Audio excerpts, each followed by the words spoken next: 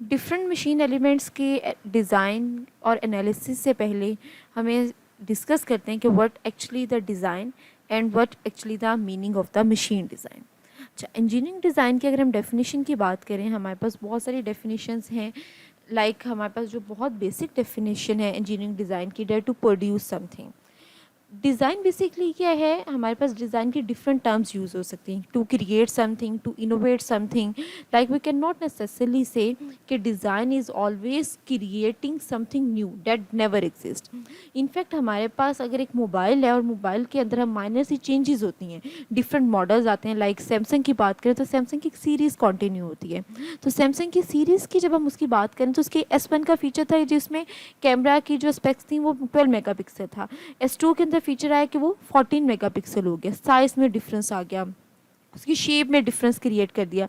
इसी तरह मशीन के डिफरेंट कंपोनेंट्स उनके मटेरियल में स्ट्रेंथ के अकॉर्डिंगली, उनकी लाइबिलिटी के अकॉर्डिंगली, टॉलरेंसेस के अकॉर्डिंगली हम जब डिफरेंट चेंजेस करते हैं तो जो हमारे पास एक न्यू चीज़ डेवलप होती है, उस सारे प्रोसेस को जिसमें we are creating, we are developing a new thing is known as the engineering design और द डिज़ाइन प्रोसेस।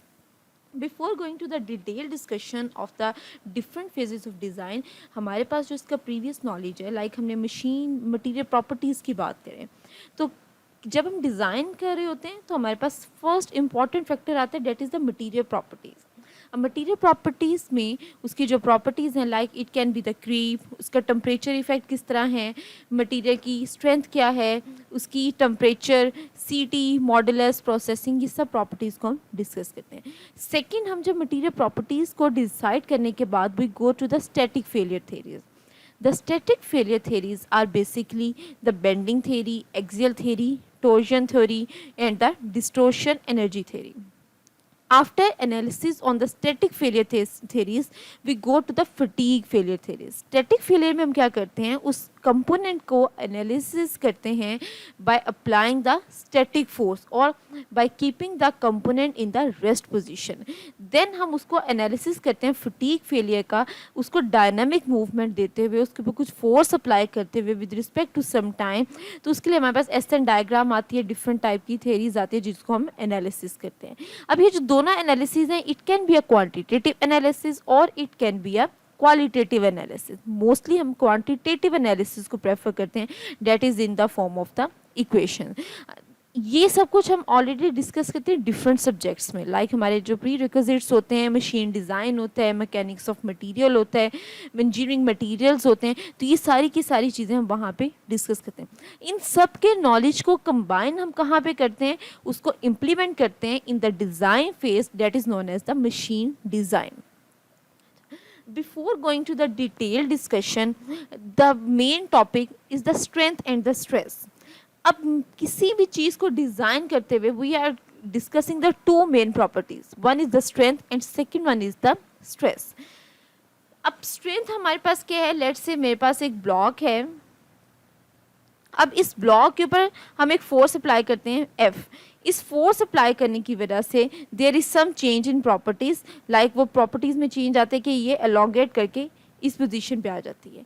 सो हमारे पास ड्यू टू द थर्मल और द मैकेनिकल लोडिंग जो चेंजेस प्रोड्यूस होती हैं, that are applied changes. Apply कैसे करें, by some external force is known as the stress, while the strength is every structure consists of the arrangement of different molecules.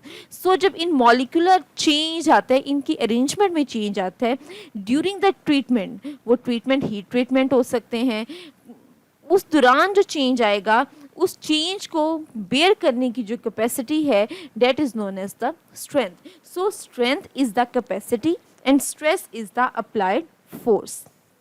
So simply we can say engineering design is a process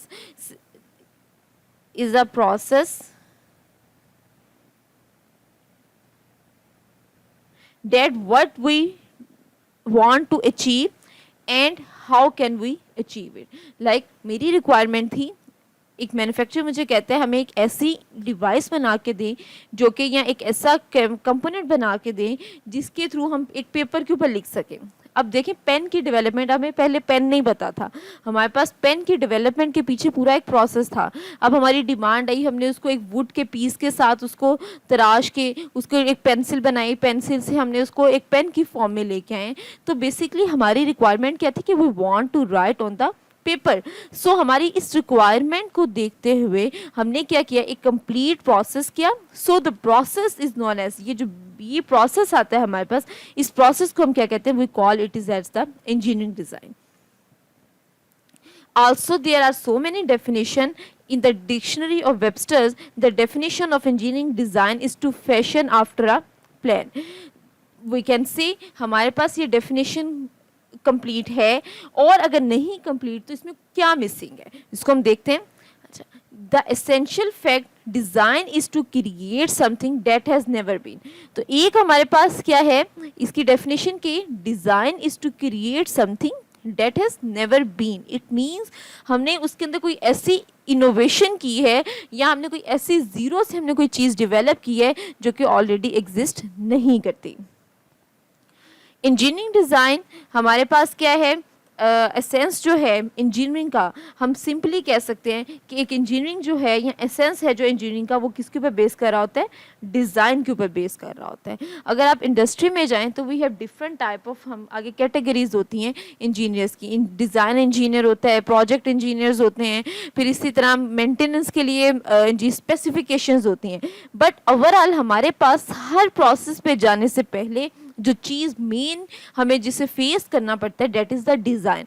basically जब तक किसी चीज़ का design develop नहीं होगा हम उसको आगे further propagate नहीं कर सकते। So design establishes and define solutions to and relevant structures for the problem not solved before, or the new solutions to and which have previously been solved in the different way.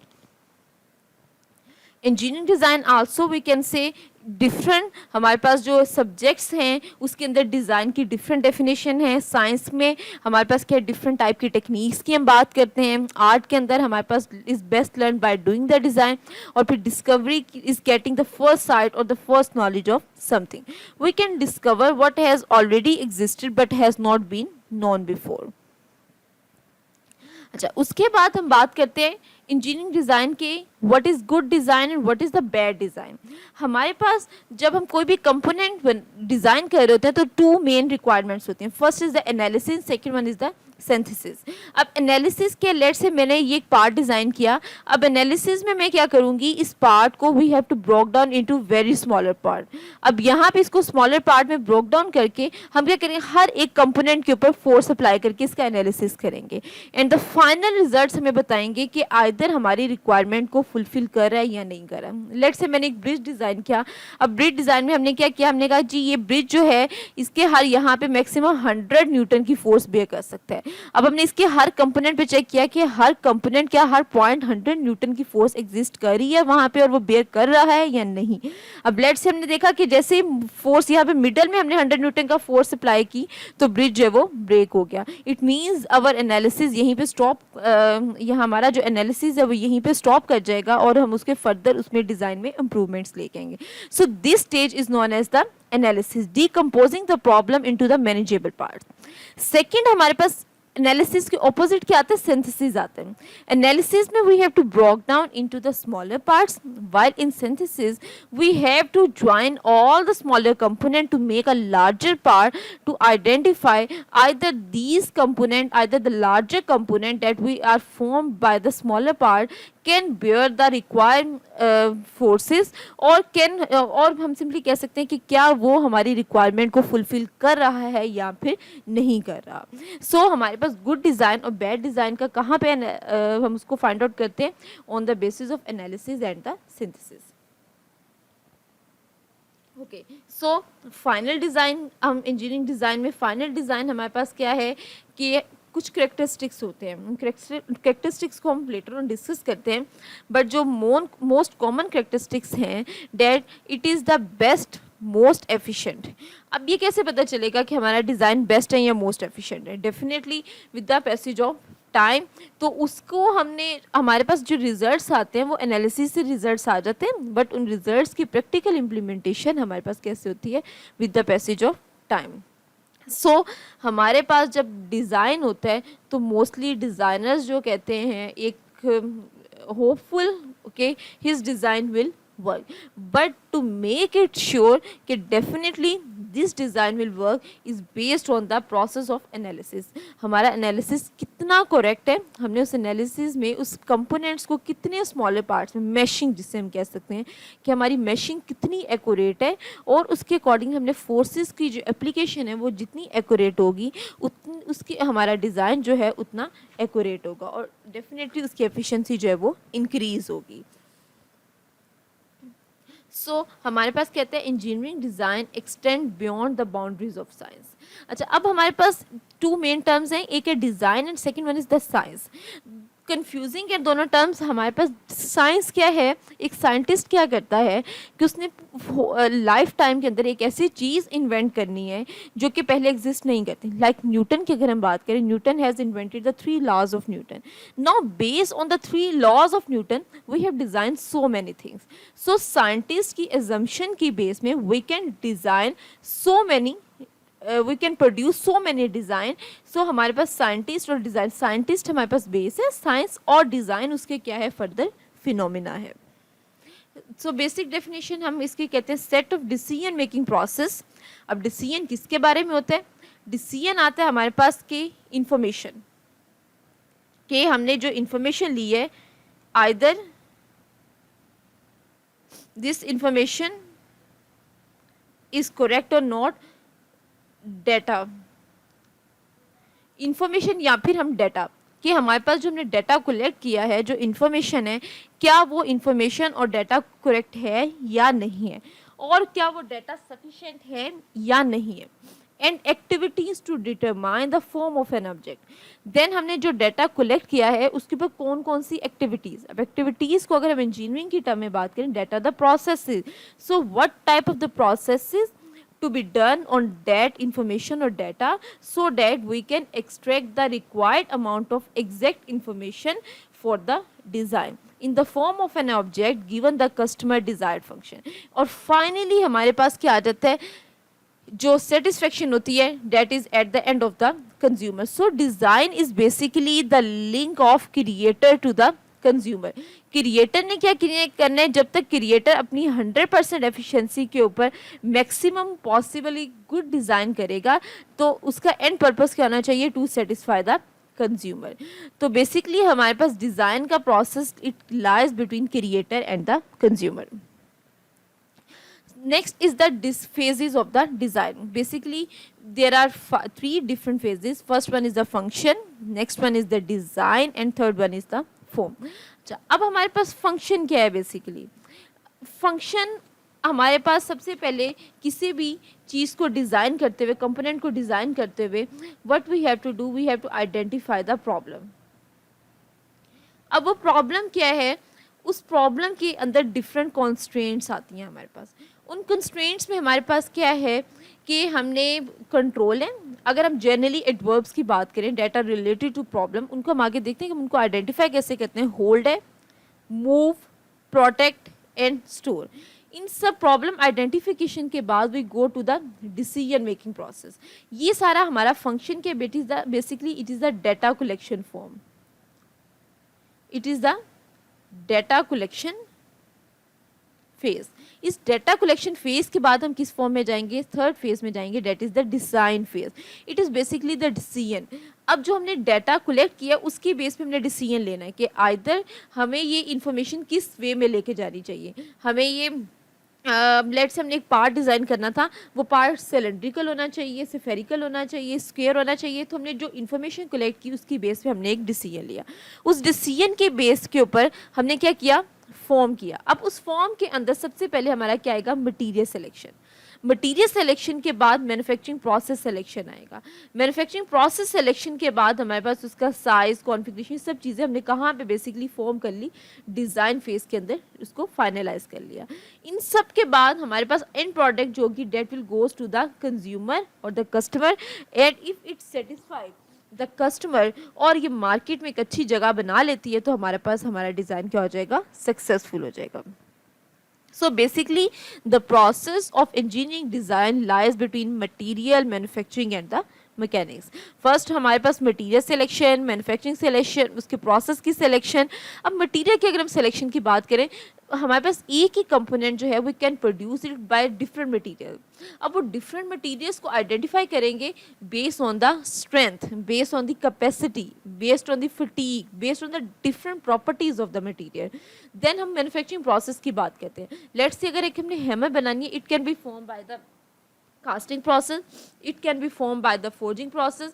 तो देखना है कि वो कौन सा process suitable है that produce maximum strength with low cost and maximum possible efficiency. And then the mechanics, basically it's the mechanism. Either वो part हमें stationary रखना चाहिए, move करना चाहिए, उसका mechanism क्या होना चाहिए. So stages of design, first stage is the formulating. Formulating is the problem identification. We have to establish the functional requirement, design, determine the constraint, set the performance target. अच्छा, हम एक example को अगर discuss करें, हमारे पास एक manufacturer है, वो हमें कह रहा है जी हमें एक, मैं दोबारा से पेन की एग्जांपल लेती हूँ कि हमें एक पेन डिज़ाइन करना है, उसकी कॉन्स्ट्रेंट्स क्या हैं, उसने बताया कि उसकी फंक्शनल रिक्वायरमेंट्स क्या हैं, that he want to write on the paper, ये उसकी रिक्वायरमेंट आ गई. देन हमारी कॉन्स्ट्रेंट उसने हमें क्या बता दी हैं, हमारी कॉन्स्ट्रेंट्स क्या हैं कि वो ऑलरेडी जो मार्केट में पेन अवेलेबल है उनकी कॉस्ट जो है वो 10 रुपये से लेके 20 रुपये तक है. Now he want the better quality with maximum possible, कि उसका जो राइटिंग टाइम है, जो इंक का टाइम है, वो जहाँ पे आम पेन जो मार्केट में अवेलेबल है वो 10 दिन या 100 पेजेस लिखने के बाद ख़त्म होता है, तो हमारा जो पेन है वो 110 पेजेस के बाद उसकी इंक एंड होनी चाहिए. सेकेंडली हमारे पास उसकी जो प्राइस होनी चाहिए, that should lie between 10 to 15 rupees, but उसकी जो अपीयरेंस है it should be more attractive to the customer, that he is willing कि वो मार्केट में जो बाय तो उसको पहले अट्रैक्ट करे और वो उसको बाय करने के लिए विलिंग हो. सो हमारे पास ये उसके क्या आ जाएंगे, परफॉर्मेंस टारगेट्स आ जाएंगे. अच्छा, ये this is the first phase, that is the formulating phase. ये सब कॉन्स्ट्रेंट्स, उसके टारगेट्स, उसके फंक्शंस को डिफाइन करने के बाद we go to the design specification. Now अब क्या होगा, डिफरेंट इंजीनियर्स बैठेंगे. So this phase is the brainstorming. This is the brainstorming. अब यहाँ पे डिफरेंट ब्रेनस्टॉर्मिंग होगी, डिफरेंट आइडियाज डेवलप होंगे, उसकी अपीयरेंस की बेस के ऊपर, उसकी इंक की टाइम को इंक्रीज़ करने के लिए, राइटिंग टाइम को इंक्रीज़ करने के लिए, उसकी क्वालिटी को, मटेरियल को मिनिमाइज़ करने के लिए हम ऐसा डिज़ाइन बनाए जिसमें मटेरियल कम से कम यूज़ हो बट वो अट्रैक्टिव लगे. सो डिफरेंट आइडियाज़ यहाँ पे क्रिएट होंगे on the basis of shape, configuration, size, material and the manufacturing process. After creating different ideas, we will go to the analysing phase. यहाँ पे जितने आइडियाज़ हमने क्रिएट किए उन सबको एनालाइज किया जाएगा, सॉफ्टवेयर के ऊपर किया जाएगा. अगर कोई प्रोसेस ऐसा अवेलेबल है जिसको हम प्रोड्यूस करके कर सकते हैं तो प्रोड्यूस करके किया जाएगा. लाइक जो लार्जर कंपोनेंट्स है, ब्रिजेस हैं, मशीन एलिमेंट्स हैं, तो उनके एनालिसिस के लिए हम सॉफ्टवेयर को प्रेफर करते हैं. सॉफ्टवेयर के अंदर डिफरेंट टाइप के सॉफ्टवेयर आ जाते हैं, एनसीज आ जाता है, सॉलिड वर्क्स आ जाता है, कैड कैम आ जाता है. तो हम कोई एक software according to our requirement we have to select that software and analyse. अब जहाँ पे अगर तो सारे के सारे डिज़ाइन फेल हो जाएंगे तो then we will again go to the redesign phase. Let's say if some design is feasible, हम उस फिजिबल या एक से दो डिज़ाइन हमें फिजिबल लगे हैं तो हम कहाँ पे चले जाएंगे, एवेल्युएटिंग फेज में चले जाएंगे. एवेल्युएट हम किसकी बेस पे करेंगे, हम वो डिज़ाइन के, लेट्स से हम 10 कंपोनेंट बैच में प्रोडक्शन करेंगे, 10 कंपोनेंट एक डिज़ाइन के बना लेंगे, 10 कंपोनेंट एक डिज़ाइन के बना लेंगे. हम देखेंगे कि हमें मार्केट ज़्यादा किसकी है, या फिर हम उसको फर्दर उसको मॉडिफाई करेंगे on the base of material process. जो हमें ज़्यादा फिजिबल डिज़ाइन होगा उसको हम फर्दर मार्केट में सेल करेंगे.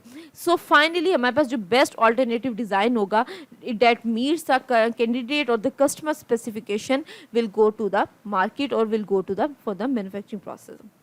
अब हमारे पास अगर हम बात करें, ये जो हमने फेजेस डिस्कस किए हैं, whenever we are going to design something, whenever we are writing a project, whenever we go to the industry for designing process, हमारे पास हमेशा ये 4 फेजेस अगर सेटिस्फाई होती हैं तो हमारा डिज़ाइन वहाँ पे एक्यूरेट है.